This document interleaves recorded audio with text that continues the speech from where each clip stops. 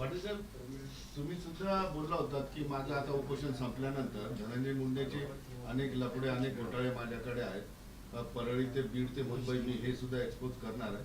तुमचं काम कुठवर आलंय, तुम्ही सुद्धा हे सगळं आणणार आहात? आम्ही आता मागं लागणारच आणि मी ज्या वेळेस मागं लागतो ना त्यावेळेस माणसाला टिकवितो, त्याशिवाय आपण गप नाही बसत. आपण टिकविणार म्हणजे टिकविणारच, कारण त्याच्या हातून खूप वाईट कृत्य त्याच्या टोळीनं घडून आणलेलं आहे, संतोषभाई देशमुखांचा खून करून. त्यामुळं त्याला तर सुट्टी नाही. आता उद्याच्याला आज माझ्या काही तपासण्या झाल्या की उद्याच्याला मी सुट्टी घेणार आहे आणि सुट्टी घेतल्याच्या नंतर उद्या मी आंतरवालीत जाऊन दर्शन घेऊन शहागडला अंकुशनगरला जाणार आहे. त्यामुळं मी आता टप्प्याटप्प्यानं बरोबर मागं लागतो.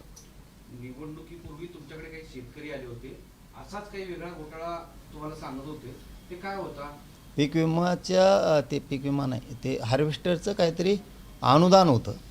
त्यासाठी एवढे पैसे मला त्याला द्या असं तो म्हणला होता, मला द्या आणि मग मी तुम्हाला त्याचं ते अनुदान देतो म्हणून त्यांनी ते काहीतरी करोड रुपयात हिशोब होता तो काहीतरी, त्यांनी ते त्याच्यासाठी दिले होते.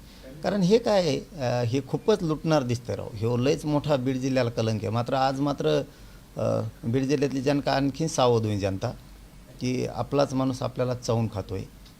म्हणजे याच्यात काय जातीपातीचा काही संबंध नाही, याच्यात काही ओबीसीचा संबंध नाही.